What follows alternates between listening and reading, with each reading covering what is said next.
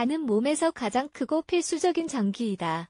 간에서 하는 일들에는 다음과 같은 것들이 포함된다. 단백질 생성 포도당, 철분, 콜레스테롤의 대사체 내 모든 독소 및 외부 물질의 해독. 그렇다면 간에 독이 쌓였다는 주요한 신호는 어떤 것이 있을까? 오늘 이 글에서 함께 알아보자. 간에 독이 쌓였다는 신호. 뇌를 제외하고는 간이 몸에서 두 번째로 복잡한 장기이므로 평상시에 양호하고 건강한 상태로 유지해야 한다. 균형잡, 흰식 생활과 건강한 생활 습관은 간의 상태를 전반적으로 아주 크게 향상시킬 수 있다. 그래서 담배, 정적인 생활, 술, 과도한 약물 복용을 자제하고 활동적이고 건강한 삶이 간에 생기는 독소를 제거하는 데 크게 도움이 될 것이다. 1. 위경련 및 팽창. 위경련이나 팽창을 겪어본 적이 있는가? 이때 보통 손, 무릎, 발, 배가 붓는 느낌이 들 수 있다. 하지만 무엇보다도 경련이나 부종을 종종 경험한다고 해서 걱정할 필요는 없다. 문제는 재발하다는 점이다. 매일 가스가 차고 소화하는 데 시간이 오래 걸리고 복통을 느낄 수 있다. 이것은 간이 제대로 작동을 하고 있지 않아 배, 출 및 해독이 제대로 되지 않고 독소가 몸에 쌓인다는 뜻이다. 이런 증상들이 계속 된다면 복수가 잘 위험이 있으므로 가능한 한 빨리 의사를 찾아라. 2. 대소변 색깔, 변화. 소변이 평소보다 흰색을 띠는가? 대변색이 희미하거나 혈액이 보이는가? 이에 대한 의심을 없애기 위해서는 의사를 찾는 것이 가장 좋다. 이런 종류의 증상은 다른 질병 때문일 수도 있지만 보통은 신장과 간에 연관되기 때문이다. 소변에 관해서는 빌리루빈의 축적으로 소변이 평소보다 어둡거나 밝을 수 있다. 3.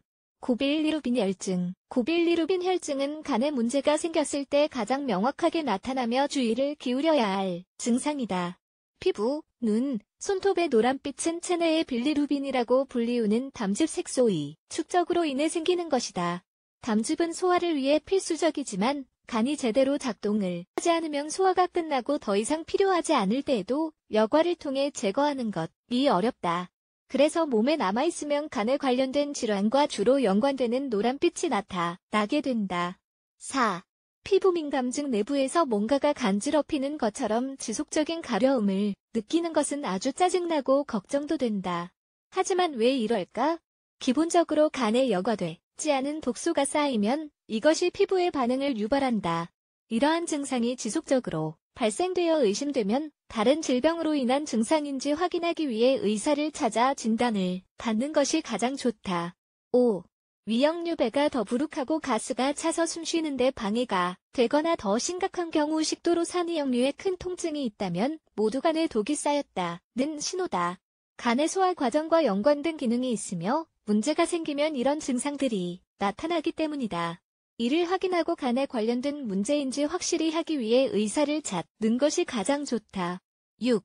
설사. 설사는 아주 흔하게 겪는 증상인데 식습관으로 상태를 나빠질 수 있다. 즉 위산 분비, 압박감, 권태, 설사 등은 종종 소화 및 정화계의 기능 불량 때문이다.